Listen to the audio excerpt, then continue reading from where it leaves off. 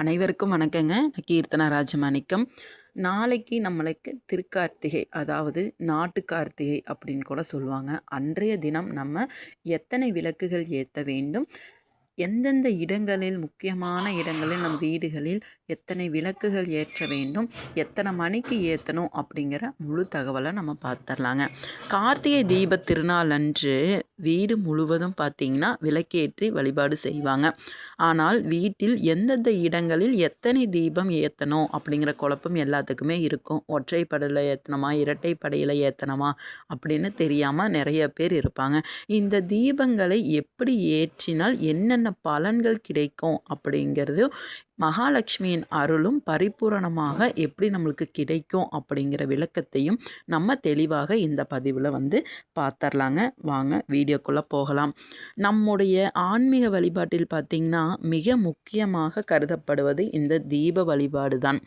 முறையாக பூஜை முறைகள், மந்திரங்கள் எல்லாம் நம்மளுக்கு தெரிஞ்சாலும் சரி, தெரியாமல் போனாலும் சரி பரவாயில்லை. காலை மாலை 2 வேளைகளில் நீங்கள் தீபம் ஏற்றி வைத்து அதற்கு நமஸ்காரம் செய்தாலே போதும். தீய சக்திகள் எல்லாமே விலகி வீட்டில் லக்ஷ்மி கடாட்சமும் நம்ம வாழ்க்கையில் உண்டாகும். அப்படியான தீபத்தை சிறப்பிக்கும் மாதம்தான் இந்த திருக்கார்த்திகை. இந்த மாதத்தில் நீங்கள் விளக்கேற்றி வழிபடுவது மிகவும் விசேஷம். கார்த்திகை மாதம் முழுவதும் நாம் விளக்கேற்றி வழிபடலாம். அப்படி வாய்ப்பில்லாதவர்கள் குறைந்தபட்சம் 3 நாட்களாவது வீட்டில் விளக்கேற்றி வழிபடுவது மிகவும் அவசியம். முதல் நாள் பார்த்தீங்கன்னா, அதாவது இன்னைக்கு பரணி தீபம், கார்த்திகை தீபத்தன்றும் அதற்கு மறுநாளும் என 3 நாட்கள் விளக்கேற்ற வேண்டும்.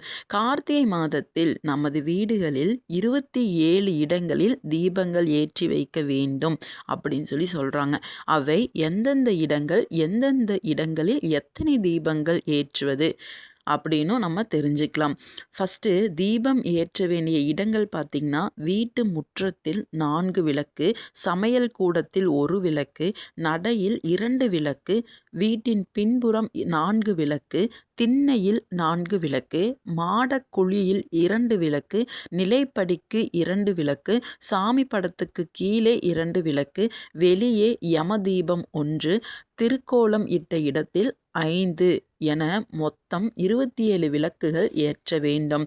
ஆனால் பார்த்திங்கன்னா, அப்பார்ட்மெண்ட்டு, மாடி வீடுகள் அதிகம் உள்ள இந்த காலத்தில் மேலே சொன்ன முறைப்படி விளக்கு ஏற்ற முடியாதவர்கள் வசதிக்கேற்ப வீட்டுக்குள்ளேயும் வெளியிலுமாக 27 விளக்குகள் நீங்கள் ஏற்றி வைக்கலாம், தவறு கிடையாது. இதனால் வீட்டில் லக்ஷ்மி கடாட்சம் நிறைந்திருக்கும். குறைந்தபட்சம் 27 விளக்குகள் ஏற்ற வேண்டும். இந்த 27 என்ற எண் 27 நட்சத்திரங்களை குறிக்கிறது. 27 வைக்க முடியாதவர்கள் குறைந்தது 9 விளக்குகள் கட்டாயம் ஏற்ற வேண்டும். வீடு முழுவதும் ஏற்ற முடியாவிட்டாலும் நிலைவாசல் மற்றும் பூஜை அறையில் கண்டிப்பாக 2 விளக்குகளாவது ஏற்க வேண்டும். தீபம் ஏற்ற உகந்த நேரம் பார்த்திங்கன்னா, பிரம்ம முகூர்த்தமான அதிகாலை 4 மணி முதல் 6 மணி வரையும், மாலை 6 மணி முதல் 7 மணி வரையும் ஏற்றி வழிபட்டால் நன்மையை தரும். பிரதோஷ வேளையான மாலையில் 4:30 மணி டு 6 மணிக்குள்ள சிவபெருமானுக்கும் நரசிம்மமூர்த்திக்கும் மிகவும் உகந்தவை. இவ்வேளையில் தீபம் ஏற்றினால் திருமணத்தடை, கல்வித்தடை அகலும். களிமண்ணலான விளக்கில் பசுனை கொண்டு பஞ்சு திரியிட்டு விளக்கேற்ற வேண்டும். அம்பிகை வாசம் செய்வதாக நம்பப்படும் பசுநெய்யில் தீபத்தில் இடும் பொழுது அது ஜோதியுடன் சேர்ந்து சிவசக்தி சொரூபமாகிறது. தீபம் வைக்கும்போது கண்டிப்பாக சிறு சிறு துண்டுகளாக நறுக்கிய வாழை இலையை கீழே வைத்து அதன் மீது தான் நீங்கள் விளக்கு வைக்க வேண்டும். வாழை இலைக்கு பதில் நீங்கள் பசு சாணம் கூட வைக்கலாம். ஆனால் வெறும் தரையில் தீபம் வைக்கக்கூடாது. சிவபெருமானின் பஞ்சபூத சொரூபங்களில் அக்னிஸ்தலமாக விளங்குகிறது தான் இந்த திருவண்ணாமலை. கோயிலில் மட்டுமல்லாமல் மக்கள் தங்களின் வீடுகளிலும் விளக்குகளை ஏற்றி வழிபடுவது வழக்கம்தான.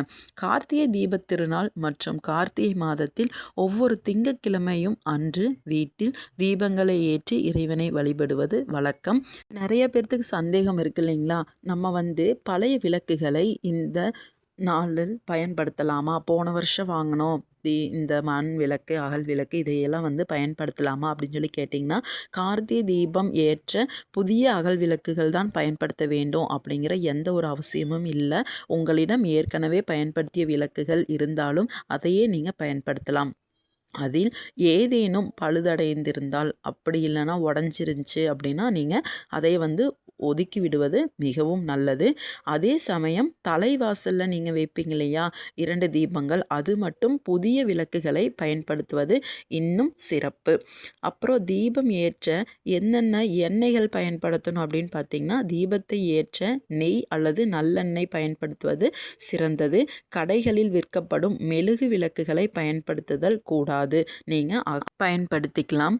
தாராளமாக 5 முக குத்து விளக்கில் நெய் ஊற்றி 5 தீபங்களை ஏற்றிவிட்டு பூஜை அறையின் முன் அல்லது வெளியே வாசல் முன் வைக்கலாம். 5 முக விளக்கு அகல் விளக்கில் மஞ்சள் குங்குமம் வைத்து விளக்கேற்றவும். குறைந்தது 5 விளக்குகள் ஏற்றலாம். அதிகபட்சம் 27 விளக்குகள் ஏற்றலாம் அல்லது 2 விளக்குகளும் ஏற்றலாம். உங்களின் வசதியை பொறுத்து உங்களுக்கு எப்படி சௌகரியமோ அந்த மாதிரி நீங்கள் உங்களுடைய வீட்டு சூழ்நிலையை பொறுத்து நீங்கள் தீபங்கள் வைத்து தீபச்சுடரை தீப ஒளியாகிய ஜோதி வடிவமாகிய சிவபெருமானை நீங்கள் வழிபாடு செய்யலாம். தவறு கிடையாது. வாழ்க வளமுடன். ஓம் சிவாய நமக. வாழ்க வளமுடன். இது போன்ற பல நல்ல தகவல்களுக்கு நம்ம சேனலை சப்ஸ்கிரைப் பண்ணிக்கோங்க. கீழே இருக்கிற பெல் பட்டனையும் கிளிக் பண்ணிக்கோங்க. தினந்தோறும் ஒரு ஆன்மீக தகவல் கொடுக்குறேன். அது உடனே உங்களுக்கு நோட்டிஃபிகேஷனாக சேரும். மீண்டும் வேறொரு காணொளியில் சந்திக்கலாம். நன்றி, வணக்கம்.